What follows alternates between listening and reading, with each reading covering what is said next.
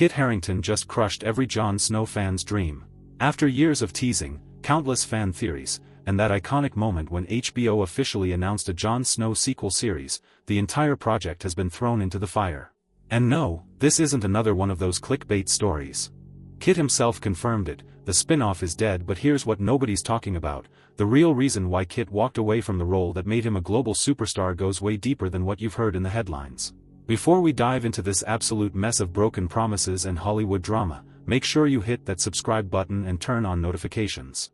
Trust me, you're going to want to follow this story because what I'm about to reveal will completely change how you see the entire Game of Thrones universe. Alright, let's get into it. Let's rewind to June 2022, the entertainment world exploded when HBO confirmed they were developing a Jon Snow sequel series with Kit Harington attached to star and executive produce. This wasn't some random rumor or wishful thinking from fans, this was official. Emilia, who played Daenerys, confirmed it herself in an interview, accidentally letting it slip before HBO made the formal announcement. The internet went absolutely crazy. After that controversial final season that left millions of fans angry and disappointed, this felt like redemption. A chance to finally give Jon Snow the story he deserved. But here's where things get interesting. From the very beginning, there were warning signs that this project was standing on shaky ground. George R.R. Martin, the creator of the entire Game of Thrones universe, mentioned in his blog that multiple spin-offs were in development, including this Jon Snow series. He seemed excited about it, talking about how the writing team was working on scripts, but if you read between the lines of what Martin was saying, there was always this sense of uncertainty. He never gave concrete details, he never confirmed where the story would go or what Jon's journey beyond the wall would actually look like. Now, let's talk about what this series was supposed to be about. When we last saw Jon Snow in the Game of Thrones finale, he was riding north of the wall with the free folk, essentially exiled from Westeros for killing Daenerys. It was meant to be this bittersweet ending. The man who was revealed to be Aegon Targaryen, the rightful heir to the Iron Throne, giving up everything for the greater good. Some fans loved it, most fans hated it, they felt Jon got robbed of his destiny. The spin-off was supposed to explore his life beyond the wall, potentially dealing with the aftermath of the White Walker threat, his relationship with Ghost, and maybe even uncovering more mysteries about the far north that the books have been hinting at for years. In the books, which George R.R. Martin is still writing, Jon Snow's story is completely different from where the show left him. Book Jon is currently dead at the end of a dance with dragons, stabbed by his own men at Castle Black in a mutiny. Fans have been theorizing for decades about how he'll come back because Martin has dropped hints about Jon's true parentage and his importance to the overall story. There's this whole prophecy about Azor Ahai, the prince that was promised, who will save the world from darkness. Many believe Jon is that person, or at least connected to that prophecy in ways the show never fully explored. The show did bring Jon back from the dead through Melisandre's magic, but it rushed through so many important plot points that book readers have been waiting to see unfold. His parentage reveal, his relationship with Daenerys, his role in defeating the Night King, it all felt condensed and unsatisfying. So when HBO announced this sequel series, fans genuinely believed this was the chance to do Jon Snow's story justice. To give him the epic conclusion he deserved, to explore the deeper magic and mysteries of the North that the show barely touched. But then, in early 2025, everything fell apart. Kit Harington started doing interviews where his tone completely shifted. He went from cautiously optimistic to outright saying the project wasn't happening. In one interview, he stated that the Jon Snow series is off the table for the foreseeable future. Those are his exact words, not delayed, not postponed, off the table. That's Hollywood speak for dead and buried. So what happened? Why would Kit Harington, who reportedly came up with the idea for this spin-off himself, suddenly walk away from it? This is where we need to separate the official statements from what's really going on behind the scenes. Officially, Kit and the producers have said that they couldn't find the right story. They spent years developing scripts, working with writers, trying to crack what this series would actually be about, and apparently, nothing felt right. They didn't want to make a show just for the sake of making a show.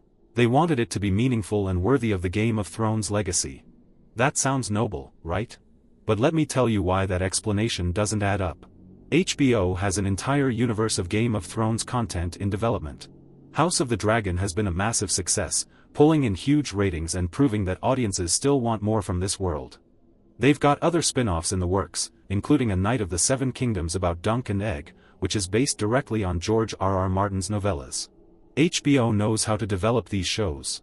They have the resources, the talent, and the source material. So why couldn't they figure out a Jon Snow story? Here's what I think really happened, and this is backed up by multiple industry insiders and careful reading of Kit's interviews over the past few years. Kit Harington is traumatized by Game of Thrones. Not in a dramatic, overblown way, but in a very real, psychological way that affected his mental health and his relationship with acting. He's been open about going to therapy during and after Game of Thrones. He's talked about how playing Jon Snow for nearly a decade took a toll on him. The pressure, the scrutiny, the constant public attention, it was overwhelming. In several interviews, Kit has mentioned how he struggled with the fame that came from Game of Thrones.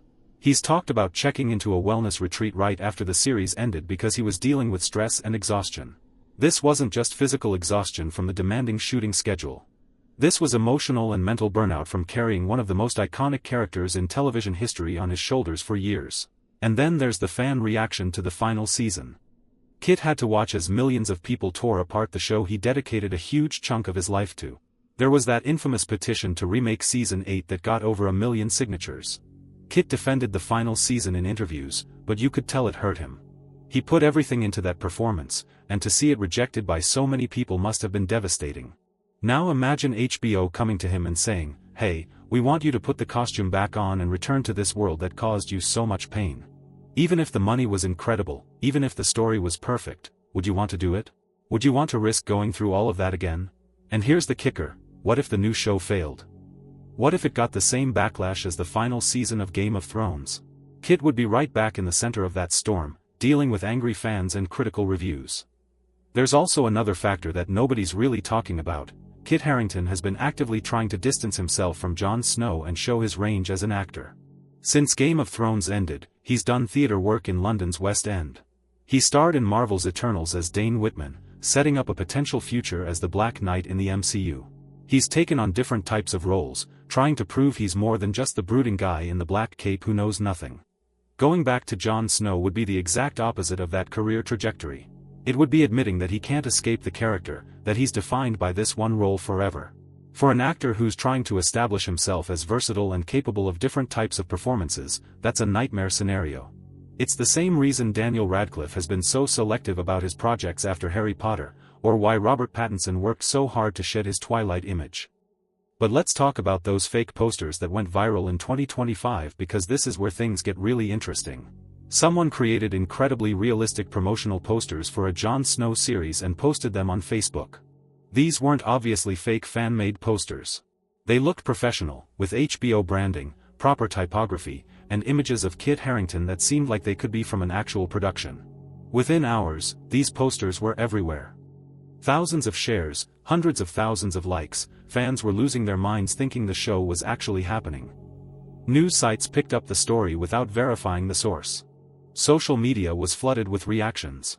People were making theories about what the series would cover. Some thought it would show Jon discovering new threats beyond the wall. Others speculated about him potentially returning to Westeros and reclaiming his Targaryen heritage. The hype was absolutely insane. And then reality hit. HBO had to release a statement clarifying that the posters were fake and the series was not moving forward. This whole situation perfectly illustrates the massive disconnect between what fans want and what's actually possible. The demand for more Jon Snow content is clearly there. The audience is hungry for it. But that doesn't mean it's going to happen, and it doesn't mean Kit Harington is obligated to give fans what they want at the expense of his own well-being.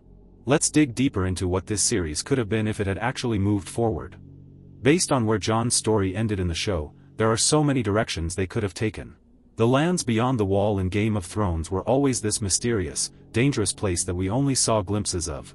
In the books, George R.R. Martin has described vast territories north of the wall, ancient forests, frozen wastelands, and potentially civilizations that Westeros knows nothing about. The show established that the free folk, the wildlings as they're called south of the wall, have their own culture, their own history, their own way of life. Jon Snow had already lived among them during his time undercover with the Night's Watch.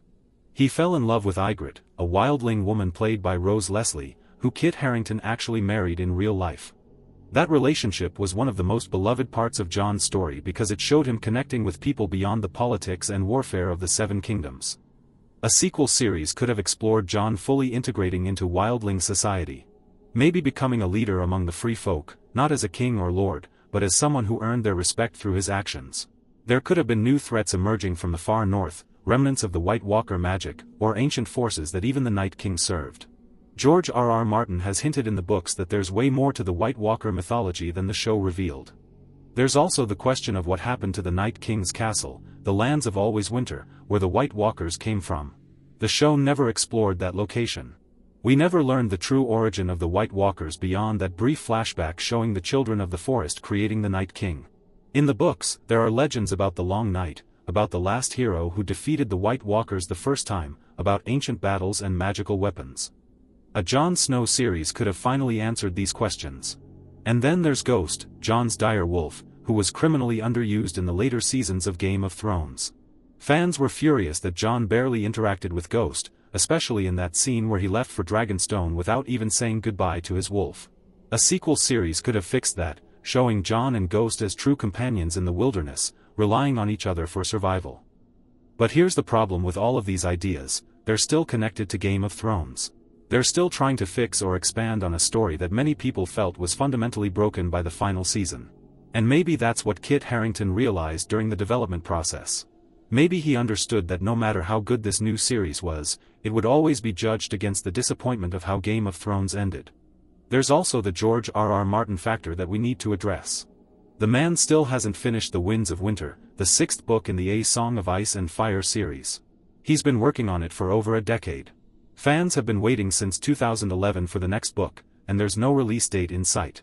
Martin has said repeatedly that he wants to finish the books, that he's making progress, but at this point, many fans have given up hope of ever seeing the series completed. This creates a huge problem for any Game of Thrones spin-off, especially one about Jon Snow. Do you follow the show's version of events, which many fans rejected? Or do you try to align with the books, which aren't finished and may never be finished? How do you build a satisfying story when the source material is incomplete and the adapted version was controversial? These are legitimate creative challenges that could explain why the Jon Snow series never found its footing. Kit Harington has also talked in interviews about wanting to do the character justice. He said that Jon Snow means so much to so many people, and he didn't want to come back unless they had a story that truly honored the character. That's admirable, but it also sets an impossibly high bar. What story could possibly satisfy everyone? Some fans want Jon to reclaim his Targaryen identity and become king. Others want him to reject all of that and find peace in the north. Some want him to reunite with Arya or other surviving Starks. Everyone has a different vision of what Jon Snow's future should look like. The truth is, there might not be a version of this story that works for everyone, and maybe Kit realized that. Maybe he understood that returning to this character would mean facing inevitable criticism and disappointment, no matter how good the show was. And maybe, after years of dealing with the pressure and scrutiny that comes with being Jon Snow, he decided it just wasn't worth it. Let's also consider the practical side of television production. Game of Thrones was notorious for its grueling shooting schedule. They filmed in multiple countries, in harsh weather conditions, often for months at a time.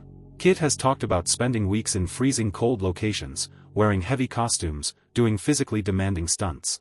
It took a toll on all the actors, but especially those in the leading roles. At a certain point, is it reasonable to expect someone to voluntarily sign up for that again? Kit Harington is now in his late 30s. He has a family with Rose Leslie. They have children together. His priorities have changed since he first put on Jon Snow's cloak as a young actor in his 20s. The idea of spending several more years of his life committed to one character, away from his family, in difficult shooting conditions, probably became less appealing as he got older and his life circumstances changed. There's something else we need to talk about: the business side of HBO and the Game of Thrones franchise. House of the Dragon proved that there's still huge interest in this world, but it also showed that you don't need the original characters to make a successful show. House of the Dragon is set hundreds of years before Game of Thrones, with entirely new characters, and it's thriving. HBO might have looked at that success and realized they don't need Kit Harington or Jon Snow to keep the Game of Thrones brand alive. From a business perspective, a prequel like House of the Dragon has advantages over a sequel. You're not dealing with controversial storylines from the original show. You're not trying to redeem characters or fix narrative problems. You're starting fresh with new stories based on completed source material from George R.R. Martin's Fire and Blood book. It's a safer bet, and in the entertainment industry, especially after the massive investment HBO made in the original Game of Thrones, safe bets matter. So where does this leave the Jon Snow series? According to Kit Harington's most recent statements, it's not happening. The development process didn't yield a story that felt right, and everyone involved has moved on. But I want you to think about what this really means for the future of Game of Thrones spin-offs and for television in general. This situation reveals something important about the relationship between actors, characters, and fans.